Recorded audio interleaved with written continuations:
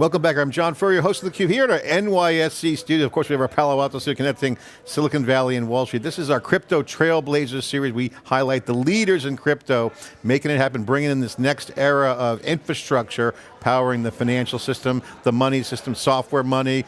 The world is converging, real world and digital coming together. Anthony Vassallo is here. He's the head of crypto at Silicon Valley Bank. Thank you for coming in, Anthony. Good to see you. Thanks for coming in. It's Crypto Week in New York City. Yeah, thanks for having me. Digital Asset Summit. We tried to get you on our last series. You live in Austin, now you're in New York. Thanks for coming in. Silicon Valley Bank obviously transitioned under the ownership of First Citizens, still operating as an independent division. Storied franchise, love the name, being from Silicon Valley myself, but it's modernized, it's active, and crypto is hot. Tell us what is on the agenda. What are you guys doing? Yeah, so Silicon Valley Bank is always focused on the innovation economy. We have a dedicated national FinTech practice, and we've been banking crypto for 12 years at this point. It's an imperative part of the future of finance, and the VCs that we support as well, of course, want us to support their portfolio companies. We offer a comprehensive commercial banking platform for over 500 clients building on and around the blockchain. And whatever you can think of, from a wallet provider to a marketplace to a Bitcoin miner, as long as they are compliant, we try to find a way to support them. Yeah.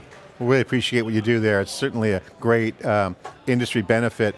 In light of the past regime, a lot of debanking, a lot of friends of mine, fellow entrepreneurs, have complained publicly and privately, like, hey, I don't want to be debanked. So there's the tech community and the Silicon Valley community, they want to have a friend in the banking business. Yeah. This is really, not just chatter, it's like legit. This is big money now happening. The mainstreaming of crypto is here. Yeah. This is a super important piece. Yeah. Commitment and relationships are kind of everything, right? I don't think it's very difficult to just open a checking account anymore. But one thing that separates us is we do upfront diligence before onboarding a company, and it allows us to understand the business before we commit to it. So over the course of the relationship, we've already documented and asked the client what they're doing, so we understand the activity that they're trying to do through the bank, how they're executing on their roadmap, and they also get dedicated support. We're a team of crypto natives. The head of our enhanced due diligence team owns a crypto punk, so we're just kind of here infiltrating the bank from the inside. Yeah, that's cool. We're a small customer at SVB, so wish we could say we had billions and we were a whale in the Bitcoin business, but we're not. But there are a lot of whales out there. There's a lot of crypto growth. It's been phenomenal. It's been mainstreaming. What's that mean for you guys? And from an activity standpoint, because as OGs, you're now on the wave of commercialization of crypto infrastructure, the currency itself. It's enabling a huge market opportunity. Yeah. What are some of the key things that entrepreneurs should know and people should know about the keys that you guys have right now? Yeah. We saw last year a little shy of 8 billion go into crypto VC. So while some of the louder voices are pointing at price, the quieter ones are building. And the trend is fewer but bigger checks. So bigger checks to fewer winners. And there's a lot more discipline from VCs now compared to what you saw in the valuation overhang of 21 and 22. And a lot of focus on specific verticals. 40 cents of every crypto VC dollar last year went to some convergence of crypto and AI. And then the other main segments would be payments, AKA just stablecoins for the most part, real world assets, and a few other things. There's been movement away from other segments. You're also seeing some of the winners that raised in some of those down years now come out and either be acquired or close growth equity rounds. So the trend is clear. It's not necessarily more difficult to raise a proper round. You just have to be building the right thing, and you have to show a path to revenue. Yeah, the Clarity Act is being worked on. The Genius Act really opened up the aperture and confidence. Right. Clarity Act, when that gets nailed down, is going to open up much more institutional thinking around measuring the compliance. A lot of the heavy lifting that you guys do now we think that's going to open up a tsunami of developers. Yeah. I mean, we compare that trend, opportunity, similar to OpenClaw right now. OpenClaw on the agent side is just like, it's like drugs, everyone's doing it, right? Under the age of 30, if you're coding in AI, you jump on the OpenClaw bandwagon. Why? Because it's cool and fun. Yeah. You get a little high off of it. So crypto, we believe, is going to hit that threshold.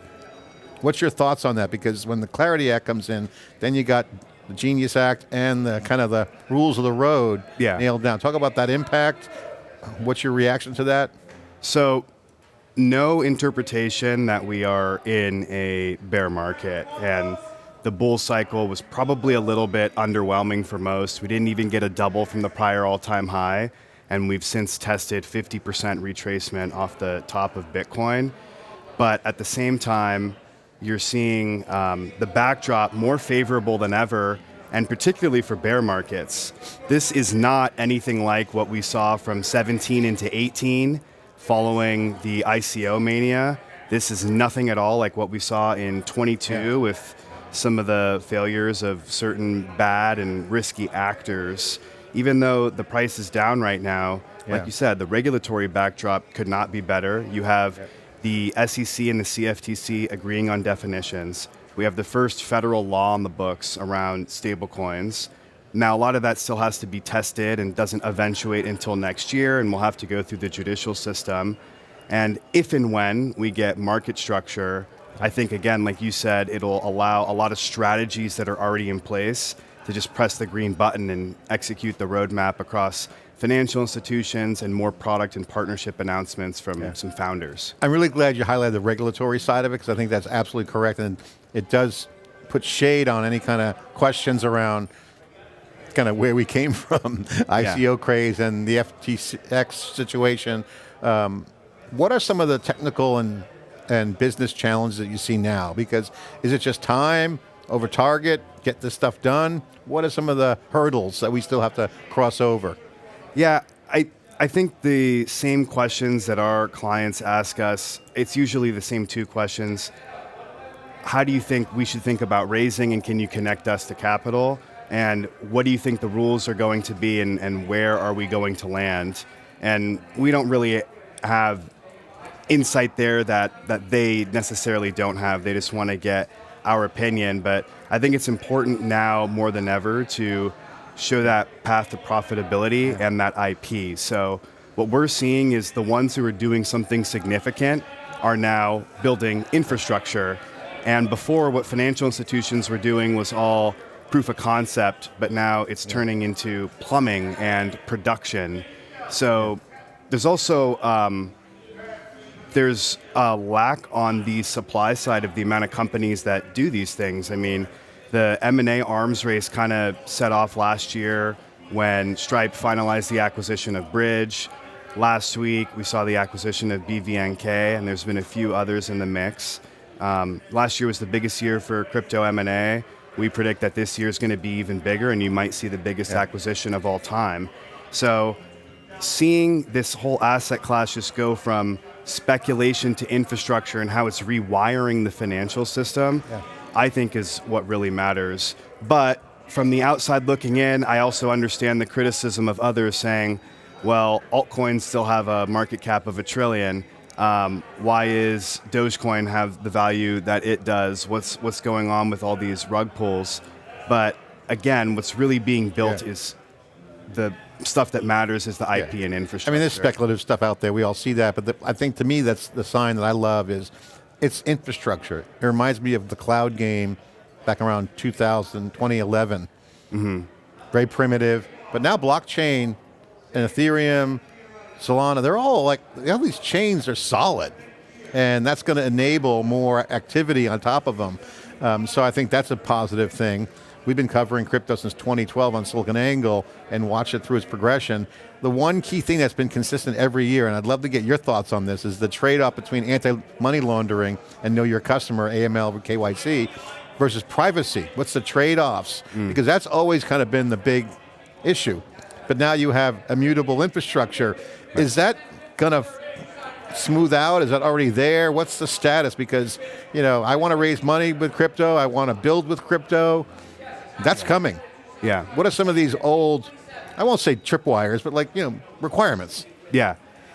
The whole idea of a blockchain is to prove that a digital object was in a place at a single time. And one of the most natural applications of that, besides moving value or money, is identity. And if you think about the ethos, especially around Bitcoin, it's peer-to-peer electronic cash.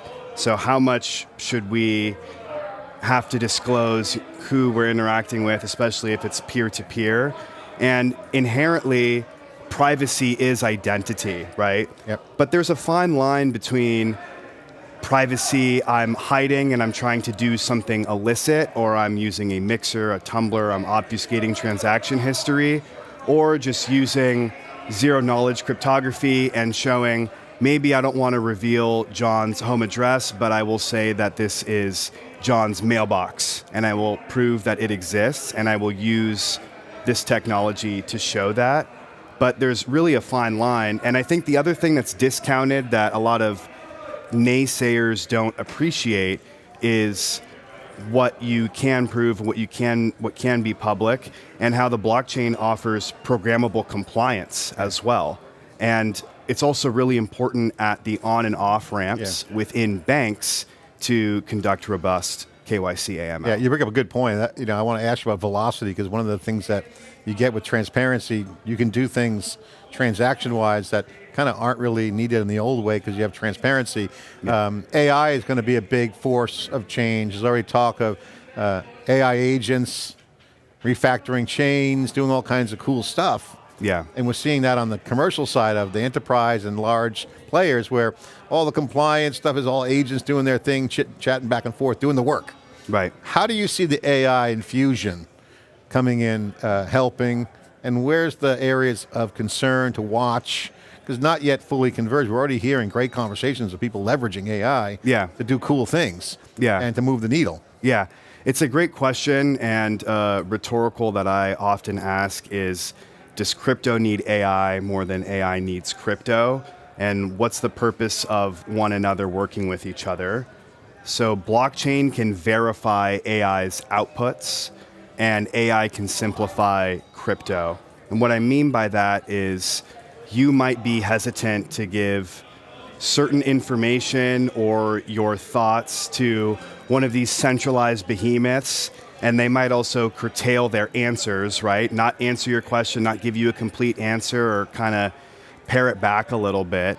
And in a decentralized model, you could see how if you have a bunch of different nodes competing for the same answer, for example, on how the BitTensor network works, that you might actually get a more robust, complete, accurate, objective answer, and you don't necessarily need to disclose something to a large centralized company.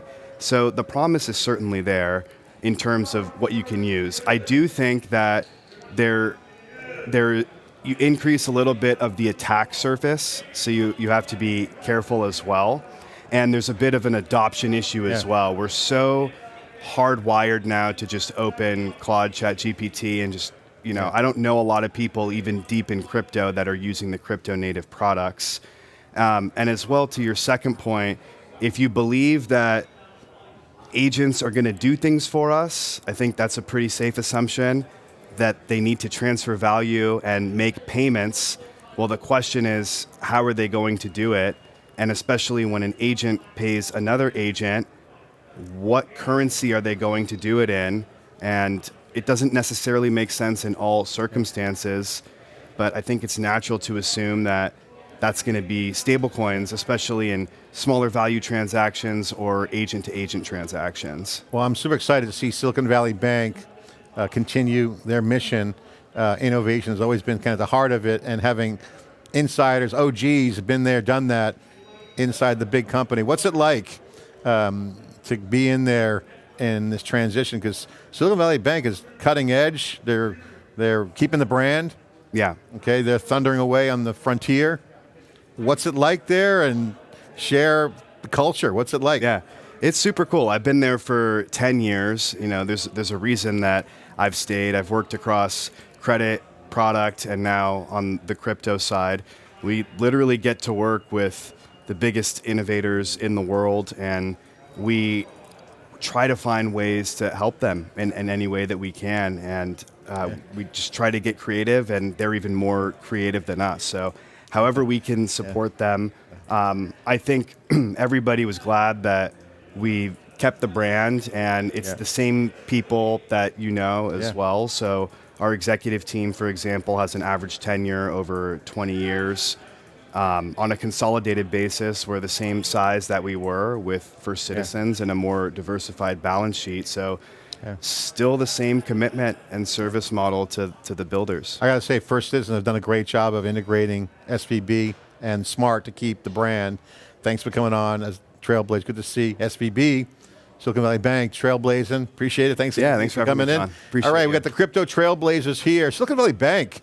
Iconic name on the frontier, pioneering crypto. Again, the financial money system, whether you have Apple Pay on your phone or a wallet, the world is coming together. The mainstreaming of crypto is coming super fast. And again, AI is right around the corner. AI for crypto, crypto for AI, all coming together. Again, the digital world and physical meeting and real world assets on chain, all happening. We're doing our best to keep track of it and share that with you. I'm John Furrier, host of theCUBE. Thanks for watching.